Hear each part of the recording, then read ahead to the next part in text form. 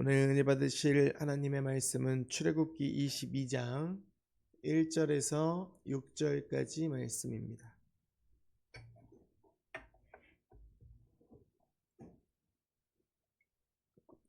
출애굽기 22장 1절에서 6절까지 말씀입니다.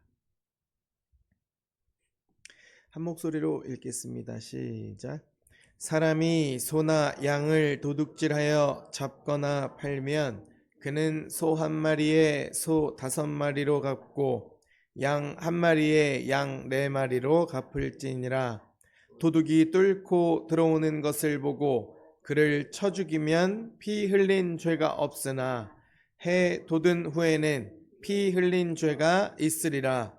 도둑은 반드시 배상할 것이나 배상할 것이 없으면 그 몸을 팔아 그 도둑질한 것을 배상할 것이요 도둑질한 것이 살아 그의 손에 있으면 소나 나귀나 양을 막론하고 갑절을 배상할지니라. 사람이 밭에서나 포도원에서 짐승을 먹이다가 자기의 짐승을 놓아 남의 밭에서 먹게 하면 자기 밭에 가장 좋은 것과 자기 포도원에 가장 좋은 것으로 배상할지니라. 불이 나서 가시나무에 댕겨 낯가리나 거두지 못한 곡식이나 밭을 태우면 불러온 자가 반드시 배상할지니라. 아멘. 하나님 감사합니다. 늘 우리에게 말씀하시는 하나님 아버지, 그 말씀 가운데 겸손히 그 말씀을 듣기를 원합니다. 전하는 자나 듣는 자가 온전히 겸손하게 이 한 주의 말씀으로 시작하여 이 말씀으로 살아가는 한 주간 되게 하여 주옵소서. 예수님 이름으로 기도합니다. 아멘. 지난 시간에는 사람을 다치게 했을 때 어떻게 해야 하는지를 나눴습니다. 상대방의 치료비를 내고 일을 하지 못한 동안에 생긴 손해는 갚아야 했어요. 종의 몸을 다치게 한 주인은 그 종에게 자유를 주어야 했습니다. 오늘은 남의 것을 훔치거나 내 짐승과 내 불로 다른 사람의 재산에 손해를 입혔을 때 어떻게 갚아야 하는지를 말씀합니다. 1절을 볼까요? 사람이 소나 양을 도둑질하여 잡거나 팔면 그는 소 한 마리에 소 5마리로 갚고 양 한 마리에 양 4마리로 갚을지니라. 당시 소와 양은 매우 중요한 재산이었습니다. 소는 밭을 갈았죠. 양에게서는 털과 고기를 얻었습니다.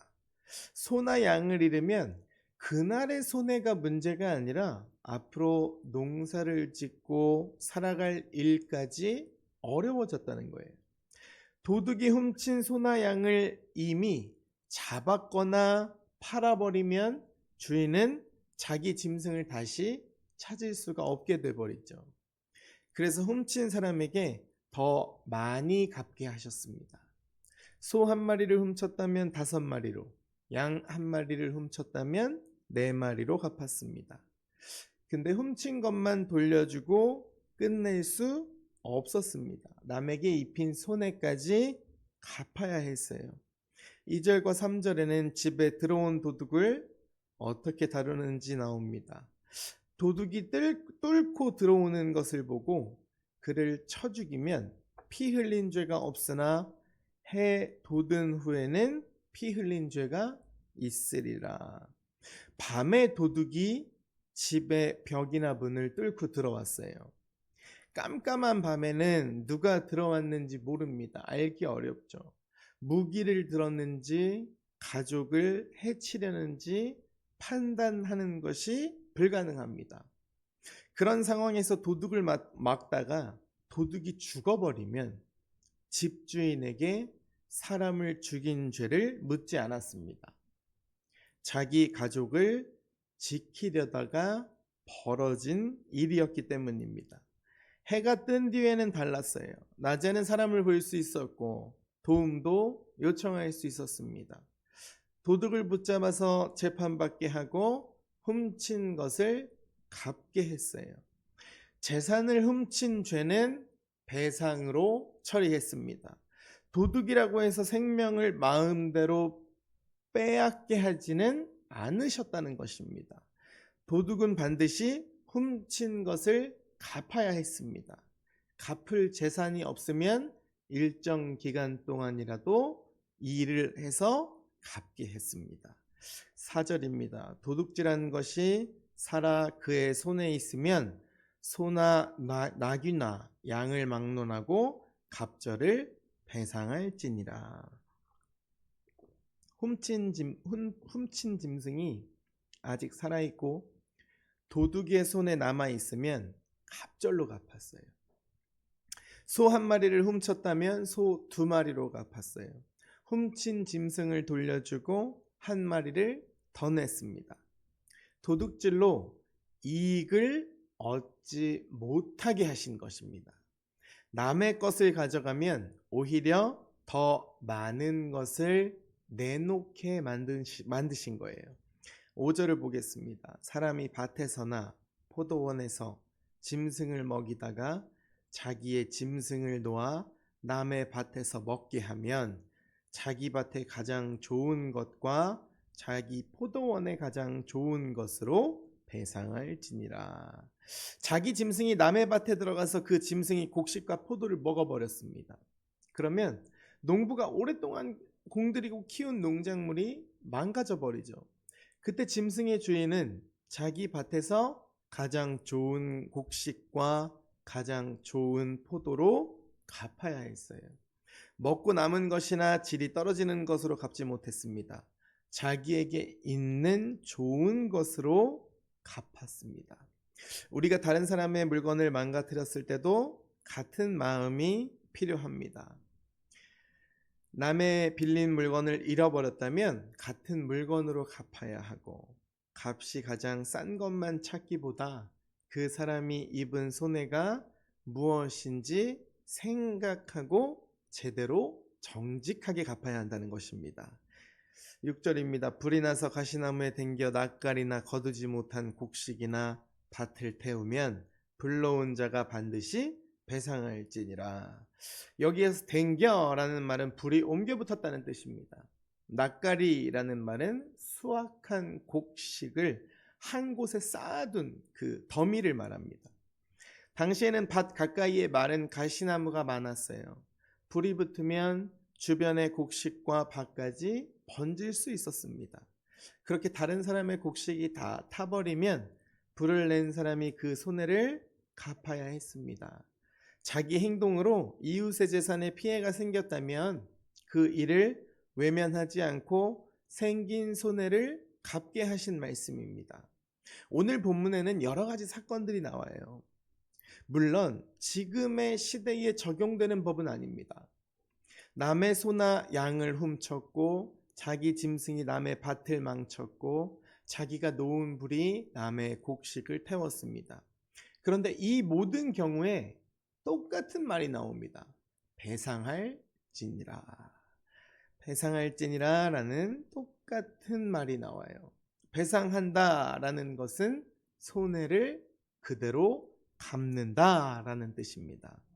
잘못을 인정하는 데서 그치는 것이 아니라 내가 만든 손해를 실제로 갚는 것입니다. 우리도 살아가면서 관계 가운데에서 다른 사람에게 말로 상처 줄 때도 있어요. 그렇죠? 저도 그래요. 그러면 잘못을 인정하는 것부터 시작하는 거예요. 그리고 내가 이 사람의 마음을 아프게 했던 것도 실제로 회복될 때까지 노력하는 겁니다. 빌린 물건을 잃어버릴 수 있고 운전하다가 다른 차를 긁을 수도 있고 내 실수로 교회나 직장의 물건을 망가뜨릴 수도 있어요. 그럴 때 바로 말해야 돼요. 제가 잘못했습니다. 제가 고쳐드리겠습니다. 제가 값을 갚겠습니다. 예수님께서는 우리의 죄값을 십자가에서 대신 치르셨습니다. 아무 값도 치를 수 없던 우리에게 용서와 새 생명을 주셨어요. 그 은혜를 받은 사람은 자신의 잘못을 숨길 수가 없어요. 갚아야 할 것이 있으면 갚아야 하고, 바로 잡아야 할 일이 있다면 바로 잡아야 합니다. 우리에게 아무런 값 없는 용서와 새 생명을 주셨다고 했잖아요. 여러분, 용서하시기를 바랍니다. 사랑하는 성도 여러분, 오늘 말씀을 이 한 주간 마음에 담았으면 좋겠어요. 남의 것을 빼앗지 말고 내 행동으로 손해를 입혔다면 바르게 올바르게 갚아줘야 합니다. 작은 일에서도 정직하게 살아가서 우리가 주님의 이름을 높이는 한 주가 되기를 주님의 이름으로 간절히 축복드립니다. 기도하시겠습니다. 하나님 아버지, 예수님의 십자가로 우리의 죄를 용서해 주셔서 감사드립니다. 남의 것을 탐내거나 가져가지 않게 하시고 정직하게 살아가게 하옵소서. 우리의 말과 행동으로 다른 사람에게 아픔과 손해를 입혔다면 뒤돌아보게 하시고, 생각나면 인정하게 하시고, 인정하면 갚게 하옵소서. 작은 부주의로 다른 사람을 어렵게 만들지 않도록 우리의 말과 행동을 늘 조심하게 하옵소서. 오늘도 하나님 앞에서 올바르게 살아가게 하옵소서. 예수 그리스도의 이름으로 기도드립니다. 아멘.